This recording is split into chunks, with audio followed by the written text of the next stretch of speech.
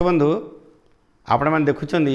जी कर सी पाइब YouTube channel आम चैनल को आप लाइक करूँ सब्सक्राइब करूँ आपण पाखे सबुदिन नुआ नुआ भिड आप पाखे पहुँच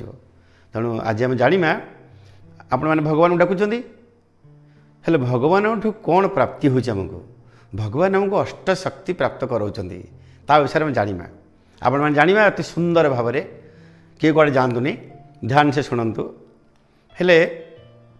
प्रथमे गोटे भक्त भगवान डाकुचे भगवान डाकी डाकी डाकी डाकी डाकी अनेक वर्ष पर भगवान ताको 8टी शक्ति प्रदान कले बुझे ना तेणु से 8टा शक्ति प्रथम शक्ति है पावर टू टॉलरेट जोटा कि सहीबार शक्ति कौन सहीबा आप केमती सहीबे ना देखुं आप गोटे आंब गछ अच्छे गोटे लोक जाकि खापड़ मारुचे से आंब गछ गछ कौन गला खापड़ मारे से कौन देला खापड़ बदल से 3-4टी आंब ताकू देला कहला तू आंब 3-4टा नहीं जा आ मते मारे ना किंतु ता गछरे केते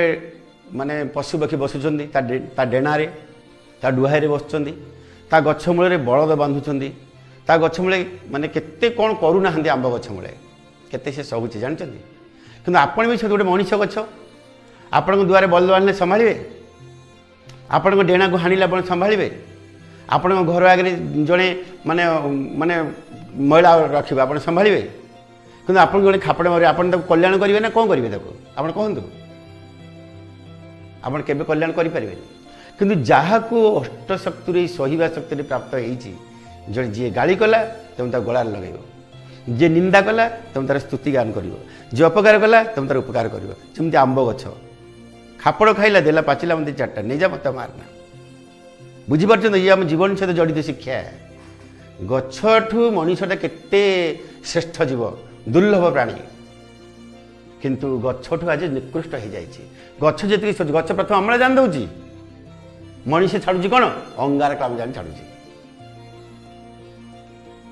हेले गछठू मनीषटा केते श्रेष्ठ होकर मत कौन करना सी क्या अम्लजान दे पारुनी गछ जो फल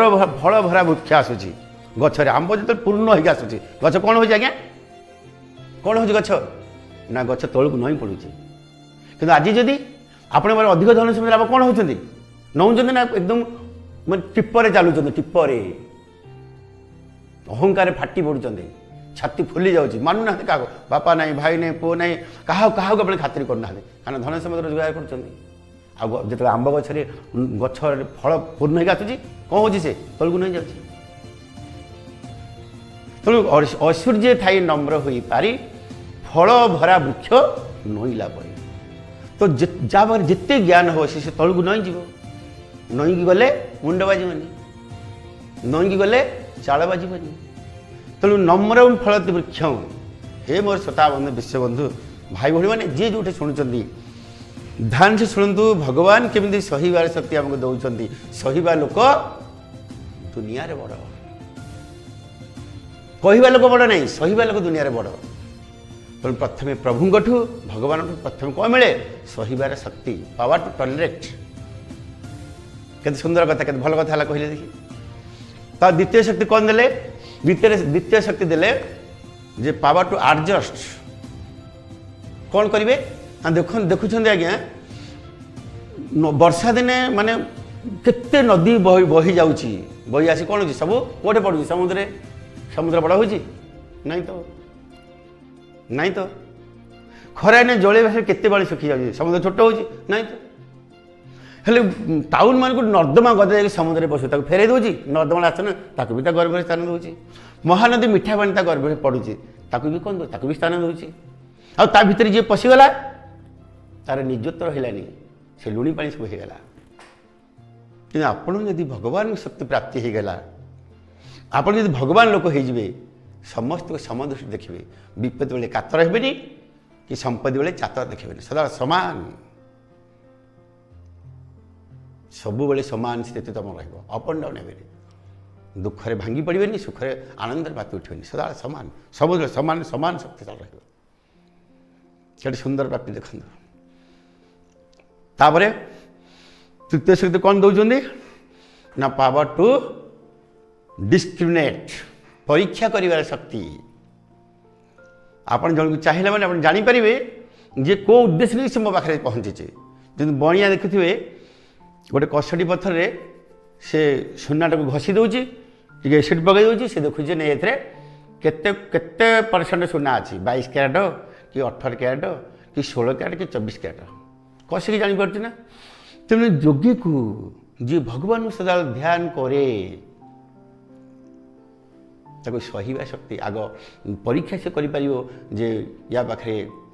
କ'ଣ ଉଦ୍ଦେଶ୍ୟ, କେଉଁ ମତ ନେଇକି ମୋ ପାଖକୁ ଆସିଛି, କ'ଣ ପାଇଁ ସେ ଏତେ ରାତିରେ ମୋ ପାଖରେ ପହଞ୍ଚି ସେ ଜାଣିପାରିବ ଆଗ। ତାପରେ ଆମେ ଜାଣିବା ଯେ ପାୱାର ଟୁ ଜଜ୍, ବିଚାର କରିବା ଶକ୍ତି। ଭଗବାନ ତାକୁ ବିଚାର କରିବାକୁ ଶକ୍ତି ଦେବ, କହିବା ବୋଲି ସେ ଭାବେ। ଓଜନ କରେ, ନିକିତିରେ ଓଜନ କରାହେଉଛି ନା ତରାଜୁରେ ଓଜନ କରାହେଉଛି, ଯେଉଁଟା ଭାରି ହୁଏ ତଳକୁ ଯାଏ, ଯେଉଁଟା ଭାରି ହୁଏନି ଉପରକୁ ଉଠିଯାଏ। ତେଣୁ ଶ୍ରୋତା ବନ୍ଧୁ,